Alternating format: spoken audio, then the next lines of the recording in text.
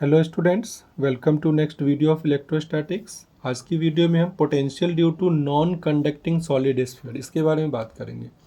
तो ध्यान दें कि ये कंडक्टिंग सॉलिड स्फीयर नहीं है। जो कंडक्टिंग सॉलिड स्फीयर था उस केस में जो चार्ज था वो पूरे स्फीयर के सरफेस पे डिस्ट्रीब्यूट होता था, स्फीयर के अंदर कोई भी चार्ज नहीं होता था। ठीक है, ये हमारा नॉन कंडक्टिंग स्फीयर है, तो चार्ज हम जिस मेथड से भी लाएंगे वो पूरा का पूरा चार्ज क्या रहेगा, इस सरफेस के ऊपर इस तरह से डिस्ट्रीब्यूट रहेगा, कंप्लीट सरफेस पे डिस्ट्रीब्यूट रहेगा। ठीक है, और हम अभी फिलहाल इक्वल चार्ज डिस्ट्रीब्यूशन की बात करेंगे। ठीक है, तो सबसे पहले at a point outside sphere. तो आउटसाइड के लिए तो आपको पता ही है, आउटसाइड के लिए तो हम डायरेक्ट फार्मूला भी यूज़ कर सकते हैं, V equal to k q by are. या फिर अगर आप पोटेंशियल को minus E dot d are लिख के इन्फिनिटी से लेके आर तक इंटीग्रेट करें, ठीक है, इस तरफ हम क्या लिखते हैं, इंटीग्रल डी वी, कहाँ से कहाँ तक, जीरो से लेके वी तक, और ये हमारा पोटेंशियल होता है। पोटेंशियल जीरो है तो सेपरेशन कितना है, इन्फिनिटी। पोटेंशियल वी है तो सेपरेशन कितना है, आर। तो आप इन बातों का ध्यान रखेंगे। अब ई की वैल्यू पॉइंट पी पे के क्यू बाई आर स्क्वायर, ये तो अच्छी तरह पता ही है आपको। इसको प्लेस करके इंटीग्रेट कर दो। ठीक है, लास्ट वीडियो में मैंने इसको डिटेल में बताया है, अगर आप कहते हो तो मैं इसको यहाँ भी बता देता हूँ। माइनस के क्यू आप बाहर निकाल लें, ठीक है, r to the power minus two d r हो जाएगा, infinity to r. Formula apply करो, r to the power minus two, तो क्या फॉर्मूला लगेगा, minus two plus one upon में माइनस टू प्लस वन, कहाँ से कहाँ तक, इन्फिनिटी से लेके आर तक। ठीक है, तो माइनस के क्यू, अंदर क्या बचा, minus one by r. Simple है ना, नीचे माइनस वन बचा, ऊपर क्या बचा, r to the power minus one, तो माइनस वन बाई आर, कहाँ से कहाँ तक, इन्फिनिटी से लेके आर तक। तो माइनस के क्यू, एक बार हम अपर लिमिट प्लेस करेंगे, माइनस का साइन दे के लोअर लिमिट प्लेस करेंगे, तो वन बाई इन्फिनिटी तो जीरो है, ये नेगेटिव और ये नेगेटिव दोनों साइन मिलके क्या हो जाएंगे, प्लस। तो क्या आ जाएगा, प्लस के क्यू बाई आर। तो सिंपल है ये। तो minus E dot d are करके आप इजीली आउटसाइड पॉइंट पे निकाल सकते हैं। अब गौर करें कि जो हमारा थिन स्फेयर था, स्फेरिकल शेल था, उसके आउटसाइड पॉइंट पे भी सेम फॉर्मूला था। ठीक है, तो आउटसाइड पॉइंट का ग्राफ भी सेम रहेगा। जब हम ग्राफ ड्रॉ कर रहे होंगे तो चाहे थिन स्फेरिकल सेल है या सॉलिड स्फेरिकल सेल है, तो आउटसाइड पॉइंट पे पोटेंशियल भी सेम है और इसका ग्राफ भी क्या रहेगा, सेम रहेगा। अब सरफेस की बात कर लेते हैं। इस आर को डिक्रीज करके, रिड्यूस करके हम सरफेस तक लाएंगे तो इसकी वैल्यू क्या आ जाएगी, कैपिटल आर। आप अगर चाहें तो यहाँ पे फॉर्मूले में इन्फिनिटी से कैपिटल आर तक इंटीग्रेट करें, क्योंकि आप इन्फिनिटी से चार्ज को इसके सरफेस तक ला रहे हैं ना, पहले स्मॉल आर तक ला रहे थे तो आपने इन्फिनिटी से स्मॉल आर तक इंटीग्रेट किया था।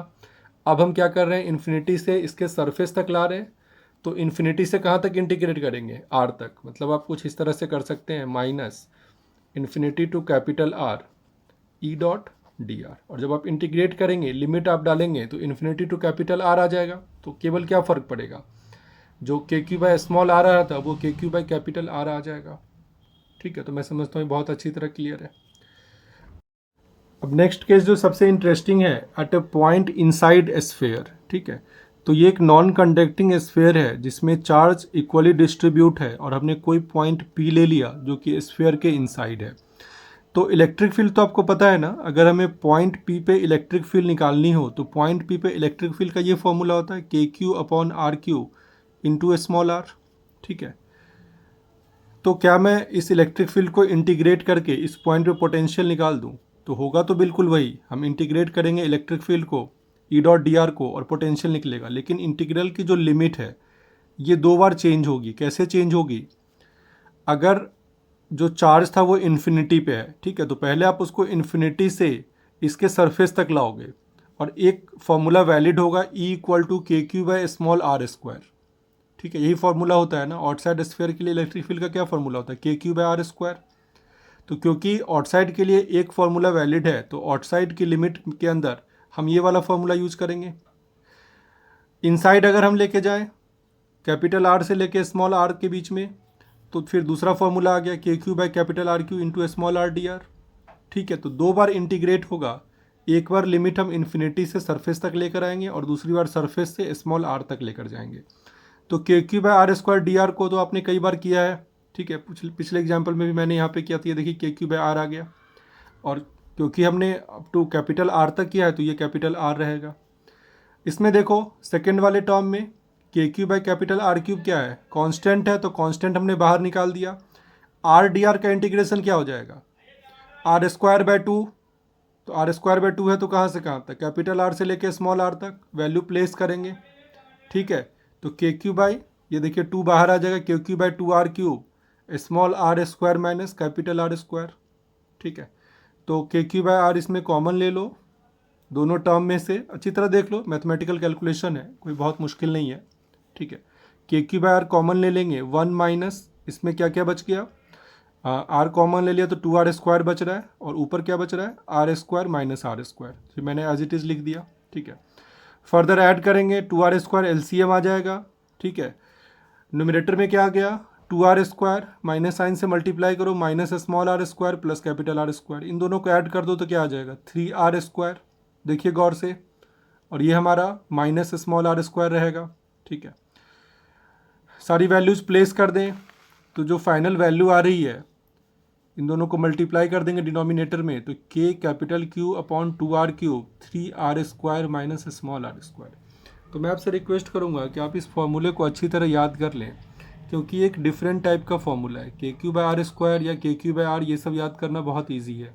ठीक है, वहाँ पे एक जैसी चीज़ें हर एक ऑब्जेक्ट के लिए चल रही हैं, लेकिन यहाँ पे अगर कोई सॉलिड स्फीयर है और उसके इनसाइड पॉइंट की बात हो रही है तो एक डिफरेंट टाइप का फॉर्मूला है, और न्यूमेरिकल में ये काफ़ी हेल्प करेगा।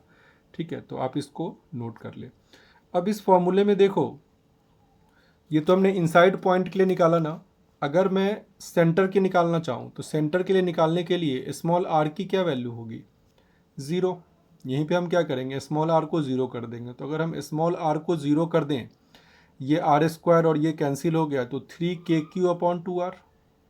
मतलब अगर मैं पोटेंशियल एट सेंटर की बात करूँ तो बताओ क्या मैं इसको ये कैंसिल करके थ्री के क्यू अपॉन टू आर लिख सकता हूँ। ठीक है, अब ध्यान से देखिए, पोटेंशियल सेंटर पे इसकी कुछ वैल्यू आ रही है। ठीक है, थ्री के क्यू अपॉन टू आर। तो और इलेक्ट्रिक फील्ड वाले वीडियोस आपको पता है कि अगर हम सेंटर पे इलेक्ट्रिक फील्ड की बात करते हैं तो वो क्या होता है, ज़ीरो होता है। अगर कोई इस तरह का नॉन कंडक्टिंग स्फीयर हो और सेंटर पे इलेक्ट्रिक फील्ड की बात करें तो वो ज़ीरो होता है। तो मैं आपसे रिक्वेस्ट करूँगा कि आप इन चीज़ों को एक बार सोचें कि क्यों इलेक्ट्रिक फील्ड ज़ीरो है लेकिन पोटेंशियल की कुछ वैल्यू सेंटर पे भी आ रही है। ठीक है, अब मैं एक ग्राफ ड्रॉ करने वाला हूँ पोटेंशियल और सेपरेशन के बीच। तो देखो बिल्कुल सेंटर पे जो इलेक्ट्रिक पोटेंशियल की वैल्यू है वो क्या है, थ्री के क्यू अपॉन टू आर, तो वो वैल्यू मैंने ले ली। ठीक है, अब यहाँ से लेके सरफेस तक ये वैल्यू क्या होगी, डिक्रीज होती जाएगी। स्मॉल आर की वैल्यू बढ़ेगी ना, स्मॉल आर पहले जीरो था, अब इसकी वैल्यू बढ़ेगी, और ये क्या हो रहा है, थ्री आर स्क्वायर से सब्ट्रैक्ट हो रहा है, तो होल की वैल्यू क्या होगी, कम होती जाएगी। क्लियर है, तो ये वैल्यू कम होती जाएगी सरफेस तक, और सरफेस पे कितनी वैल्यू है, के क्यू बाई आर, मैंने यहीं पे लिखा है। ये पोटेंशियल है वाई एक्सिस पे। ठीक है, और ये सेपरेशन है एक्स एक्सिस पे। अब सरफेस के बाद ये ग्राफ तो सेम है ना, जैसा स्फेयर उसके लिए था, स्फेरिकल सेल के लिए था, वही सेम ग्राफ है नॉन कंडक्टिंग सॉलिड स्फेयर के लिए भी। तो इस पार्ट में तो कोई प्रॉब्लम नहीं है, आपको ये वाला पार्ट ध्यान रखने की ज़रूरत है। ठीक है, बोर्ड के पेपर में या फिर जेई के क्वेश्चंस में आपको ये काफ़ी हेल्पफुल होगा।